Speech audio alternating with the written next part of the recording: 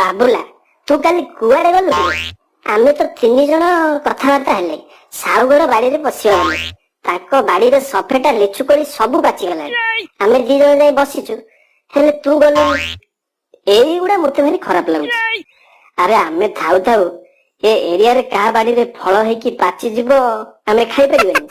ଆରେ ସମୟ ଥିଲା ଏଠି କାହା ବାଡିରେ କିଛି ଫଳମୂଳ ହେଲେ ଆଗ ଆମେ ଖାଉ, ତାପରେ କାଉ କହିଲି, ତାପରେ ଯାଇ ସେ ଘରୁଆ।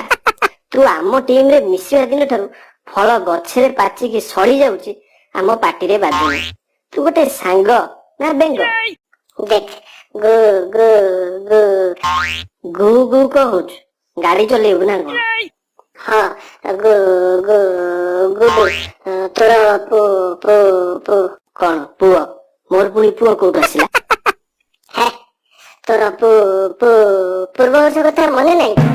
ପଣ୍ଡା ଘର ବାଡିରେ ତୁ ଆଉ ଗୌରା ଆମ୍ବ ଗଛ ମୂଳେ ଠିଆ ହେଇଥିଲା।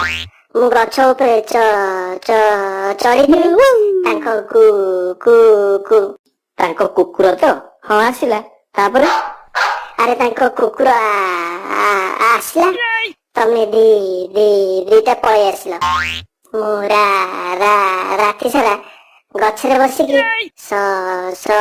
ସକାଳୁ ଓହ୍ଲେଇକି ସ୍କୁଲ ଆସିଲି। ହଁ ସେଟା ତୋର ଭୁଲ ନା ଆଉ। ତୁ ଗୋଟେ ପିଲା ରାତି ସାରା ମଶା ଡାଉଁଶରେ ଗଛରେ ବସିଲୁ, ତୁ ସକାଳୁ ଓହ୍ଲେଇକି ଘରକୁ ନ ଯାଇ ପୁଣି ସ୍କୁଲ କାହିଁକି ଆସିଲୁ? ହଁ ଏଗୁଡା କିନ୍ତୁ ତୋର ଭୁଲ। ରାତି ସାରା କଷ୍ଟ କରି ପୁଣି ସକାଳୁ କିଏ ସ୍କୁଲ ଆସେ?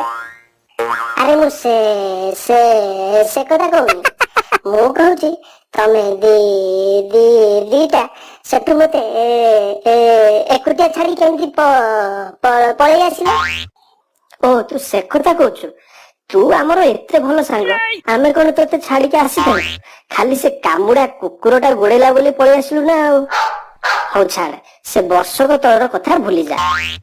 ଏ ସାହୁ ଘର ବାରିରୁ ଲିଚୁ କୋଳି ଆଉ ସଫେଟା କେମିତି ଆସିବ କହ? ଆମେ କାଲି ଯାଇଥିଲୁ ଯେ ଗଛ ଚଢା ଜାଣିନୁ ବୋଲି ଫେରି ଆସିଲୁ। ପିଲାମାନେ ପାଟି ବନ୍ଦ କରି ନିଜ ନିଜ ସିଟରେ ବସ, ଇନ୍ସପେକ୍ଟର ଆସୁଛନ୍ତି। ଆମେ ତ କାଲି କିଛି ବି ଆଣିଲେ, ସାହୁ ଘର ଆମ ନାଁରେ ପୋଲିସ କେସ୍ ଦେଇଦେଲେ ନା କଣ? ମୁଁ କହୁଛି ଅନ୍ଧାର ହେଲେ ଯିବା, ତୁ ଶୁଣିଲୁନି? ଦିନ ଥିଲା ଗଲେ, ସାହୁ ଘର ବୋଧେ ଆମକୁ ଦେଖି ଦେଇଛନ୍ତି। ଆମେ ଜାଣିଦେବା ବୋଲି ସିଭିଲ ଡ୍ରେସରେ ବୋଧେ ଆସିଛନ୍ତି। ମୋ ଦାଦା ବି ଜଣେ ପୋଲିସ ଇନ୍ସପେକ୍ଟର, ତୁ ଡର ନା, ଯାହା ହେବ ଦେଖାଯିବ। ଯାହା ପଚାରିବେ ଓଲଟା ଜବାବ ଦେବା। ଆଚ୍ଛା ପିଲାମାନେ, ତୁମ କ୍ଲାସରେ ଟୋଟାଲ ପିଲା ସଂଖ୍ୟା କେତେ? ସାର୍ ଆମ କ୍ଲାସରେ ମୋଟ 25 ଜଣ ପିଲା। ଆଜି 2 ଜଣ ଆବସେଣ୍ଟ ଅଛନ୍ତି, ଜଣଙ୍କ ନାଁ ଗୁଡୁ ଆଉ ଜଣଙ୍କ ନାଁ ଗୌରା। ଆରେ ଗୁଡୁ ପାଗଳ ଭଳିଆ କଣ ଗପୁଛି? ସେ 2 ଜଣ କାହିଁକି ଆସିନାହାନ୍ତି? ସାର୍ ସେମାନେ ତାଙ୍କ ମାମୁଁ ଘରକୁ ଯାଇଛନ୍ତି, ସେଇଥିପାଇଁ ସ୍କୁଲ ଆସିନାହାନ୍ତି। ଠିକ ଅଛି, ତମେ କୁହ ଇଂରେଜ ମାନେ କେବେ ଭାରତ ଆସିଥିଲେ?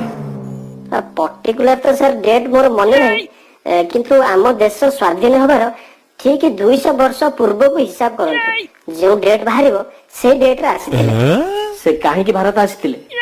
ସାର୍ ତାଙ୍କ ଦେଶରେ ଚାକିରି ନଥିଲା, ସେମାନେ ପୋଲିସ ଚାକିରି କରିବାକୁ ଆମ ଦେଶକୁ ପଳେଇ ଆସୁଥିଲେ। ସମ୍ପୂର୍ଣ୍ଣ ଭୁଲ ଆନ୍ସର।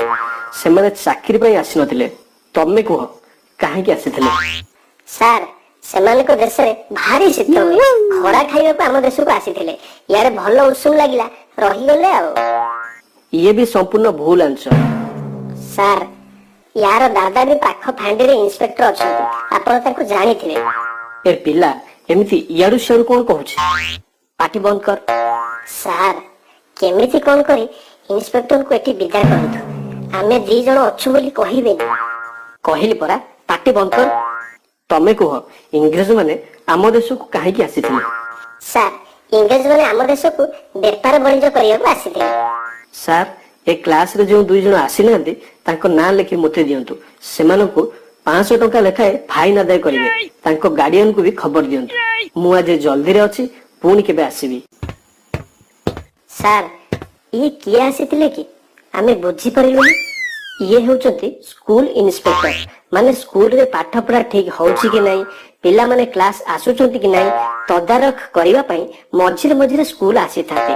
ତମ ଥାନାରେ ଥିବା ପୋଲିସ ଇନ୍ସପେକ୍ଟର ଆଉ ସ୍କୁଲ ଇନ୍ସପେକ୍ଟର ସମ୍ପୂର୍ଣ୍ଣ ଅଲଗା। ସାର୍ ଏକଥା ଟିକେ ଆଗରୁ କହିଲେନି, ଆମେ ନିଜକୁ ଆବସେଣ୍ଟ କରି ପୁରା ଫସିଗଲୁ। ମୋ କଥା ସମସ୍ତେ କାନ ଖୋଲିକି ଶୁଣ। ଆସନ୍ତା ସପ୍ତାହରେ ତୁମ ପରୀକ୍ଷା, ସେଥିପାଇଁ ସମସ୍ତେ ପ୍ରସ୍ତୁତ ରୁହ। ସାର୍ ନା ସାର୍, ଆପଣ ସେମିତି କହିପାରିବେନି ସାର୍। ଆପଣଙ୍କ ମୁହଁରୁ ଏ କଥା ପଦକ ଶୁଣିଲା ପୂର୍ବରୁ ମୋର ଛାତି ଫାଟିଗଲା ନାହିଁ କାହିଁକି ସାର୍? ଥରଟିଏ ସାର୍ ମନା କରିଦିଅନ୍ତୁ ସାର୍। ନା ସାର୍ ନା, ଆପଣ ଏମିତି ଆମ ସହିତ କରିପାରିବେନି ସାର୍। ସ୍କୁଲ ଖୋଲିବା କେତିକି ଦିନ ହେଇଛି, ଆପଣ ପରୀକ୍ଷା କଥା କହୁଛନ୍ତି? ପ୍ଲିଜ ସାର୍ ପ୍ଲିଜ କହିଦିଅନ୍ତୁ, ଆପଣ ଯାହା କହିଲେ ସବୁ ମିଛ ବୋଲି। ହେ, ତମେ ଦିଟା ଯାତ୍ରା ବନ୍ଦ କର। ତମ ମାନଙ୍କୁ ସମସ୍ତଙ୍କୁ ସତର୍କ କରି ଦଉଛି। ଆମ ସ୍କୁଲକୁ ନୂଆ ସାର୍ ମ୍ୟାଡାମ ମାନେ ଆସିଛନ୍ତି। ସେମାନେ ତୁମର ପରୀକ୍ଷା ଖାତା ଦେଖିବେ।